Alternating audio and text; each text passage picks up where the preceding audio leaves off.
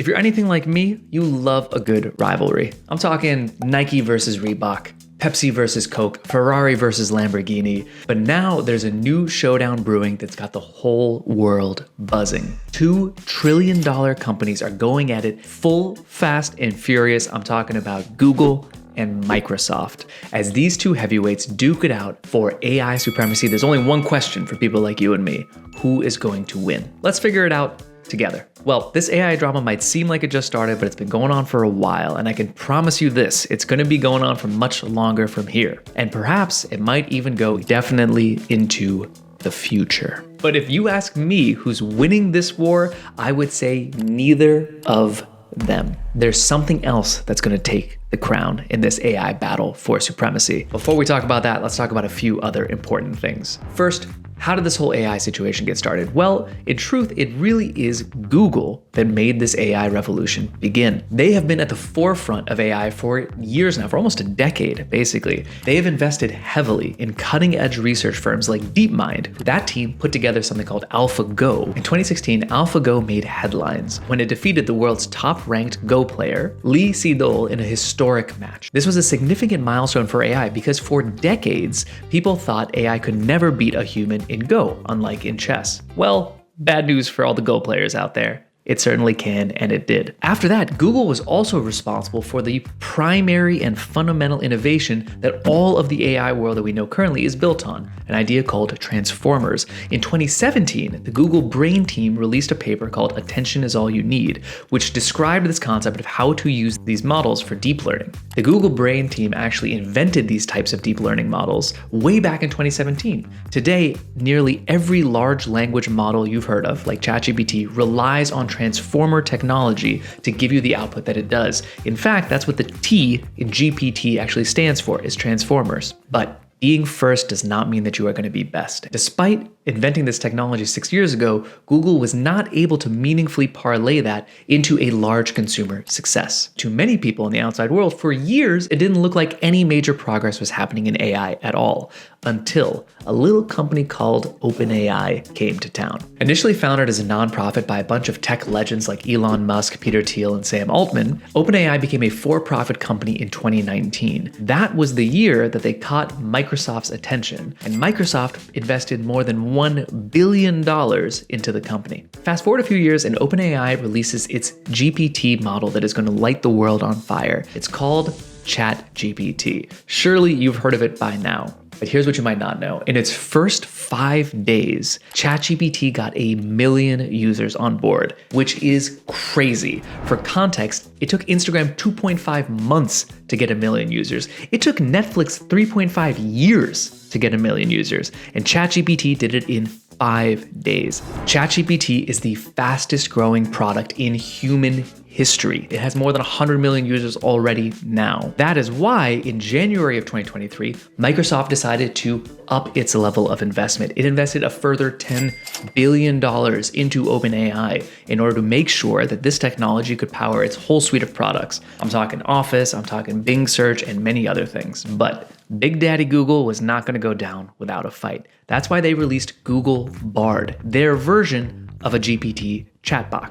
It is based on that same transformer technology that they invented so many years ago, and it is freely available in 180 countries right now with no waiting list. Google has 9 products with more than 1 billion users. They have a significant advantage in distribution versus OpenAI and Microsoft. There's all sorts of products, whether it's YouTube or Gmail, that they can integrate this Google Bard technology into to improve the product and start to win this AI race. Google has the distribution, they have the money, and they have the need to make this happen. As Google CEO Sundar Pichai has said himself, AI is the most profound technology humanity is working on, more profound than fire or electricity or anything that we've done in the past. That is the voice of a man who knows he cannot afford to lose this fight. So, who is going to win this battle?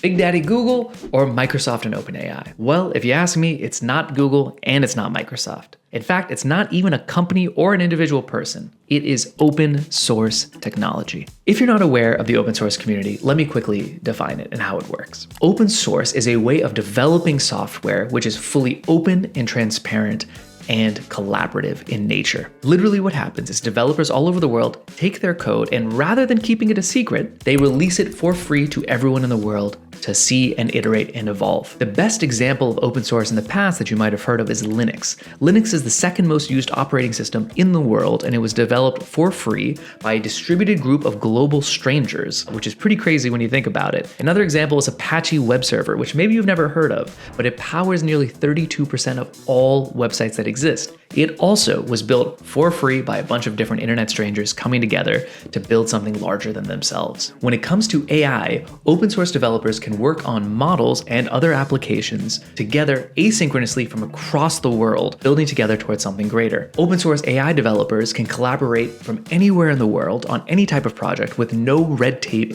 or approval processes or anything like that. My bet is that these open source developers are going to be able to build systems that can outcompete Google and Microsoft. Now I know it can sound crazy, right? How are a bunch of random internet weirdos going to be able to beat trillion-dollar companies like Google and Microsoft who can hire the best talent in the world? But I promise you, I'm not the only one that sees this coming. A leaked document out of Google claims that there is no moat for companies like Google and Microsoft when it comes to AI. If you don't know, a moat is just a competitive advantage of some kind. In order to build a sustainable and long-lasting business, you need to have some kind of moat. Netflix has the moat where they own their IP, or Disney has their moat where they own IP. When you don't have a moat, there's nothing unique that you can do that your competitors cannot do, which means you are going to have a pretty bad time of things. This leaked document has caused massive concern throughout Google and outside in the tech industry, as people have come to grips with the fact that there might not be any long-term advantage. And you can see the lack of this moat in the world right now. As I speak, you can run a large language model on a Pixel 6 smartphone. Anyone in the world can access these things.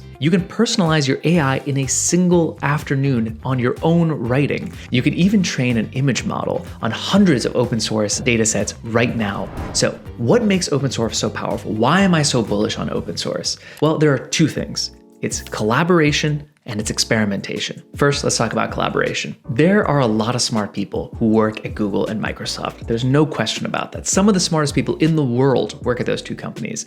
But just by how numbers work, there are way more smart people that do not work at Google and Microsoft. And a lot of those smart people are interested in AI right now. All of those smart people can work on the same projects at the same time without having to get approval or permission because the code is open source. With all of these unique skills and perspectives and just honestly the sheer amount of man hours that you can throw at the problem, you get tons of rapid innovation. Here's a great example of what I mean. Meta, formerly Facebook, their model was called Llama. That was their version of GPT-4. It was leaked onto the internet such that anyone could all of a sudden use the exact same model that Meta had spent all this time and money building up and making better. At the time it was leaked, Llama was only about 68% as accurate as ChatGPT, but within 3 weeks, the open source community was able to do what Meta was not able to do in months. They got the accuracy all the way up to 92%, which is just about as good as Google Bard. They did this by creating and evolving a model called Vicuna 13B, based on Meta's initial model. Because all of these different people around the world were able to collaborate on this shared and open model, really exciting things could happen that never would have been possible with just the small group of closed-minded people who work at Meta. Again, this is not a shot at anyone who works at Meta or at the company. It is very important for people to be able to coordinate at these types of centralized companies. But open source allows for a level and degree of collaboration that is simply not possible when you have middle managers and daily stand-up meetings and all of the rest. The craziest part of all of this, by the way, the total cost for training Vicuna, that open source model, was $300. There are engineers at Google that make more than $300 an hour. That is the power of open source. The second reason that open source is going to end up winning here is experimentation. In order to innovate, you need to run a lot of small experiments. It's the only way forward. Only by running these experiments can you learn enough that you can start to develop better and better products. The open source community, again, because there are so many people out there without any limitations, is able to experiment way faster than centralized companies like Google and Microsoft. Here's another example. There is an open source image generation AI called Stable Diffusion.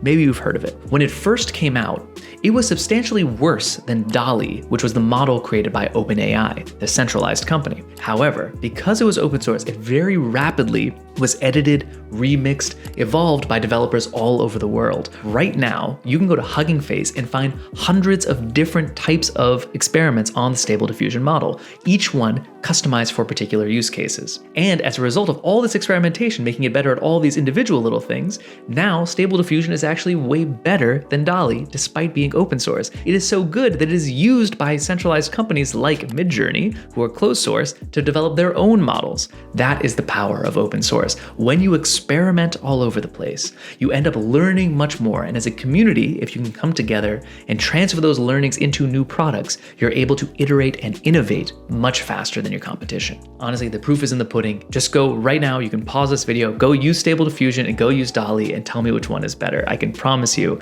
it is the open source one. Now, what's the final verdict?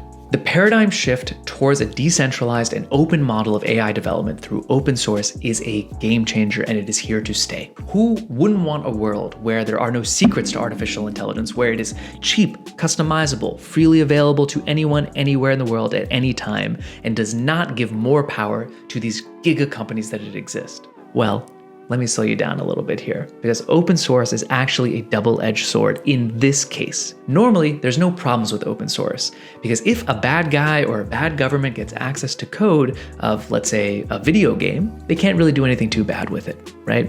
But in my opinion, AI is more like nuclear energy than it is like normal software. By which I mean the power of AI to transform society, to cause harm, and to cause good is much, much larger than any individual piece of software ever has been before. And in the same way that you would not want to open source the plans to make nuclear reactors, because then any bad guy or bad government can create their own nuclear missiles, you probably don't want tons of open source innovation in AI either. Right? It can lead to bad people developing bad things that regulation cannot stop because they live on the internet perpetually. If hearing that scares you, good. You should be a little bit scared. We are in uncharted waters. Never before has technology so powerful been available to so many people with such little restrictions. The truth is this: there is no putting the genie back in the bottle. There is no way to suddenly take the llama model out of the internet. Instead, we are now going to live in a world where open source development happens at a pace that is mind-boggling. I do want to know what you think about this. So in the comments down below, let me know, who do you think is going to win this war? Is it Google? Is it Microsoft? Is it open source? Maybe it's someone else entirely. And don't forget to subscribe and hit that bell icon. If you like content like this, I'm going to be making a lot more of it. Let me know down in the comments what else I should make videos on. To end, as the old saying goes, you don't have to go home, but you can't stay here. See you next time. Bye.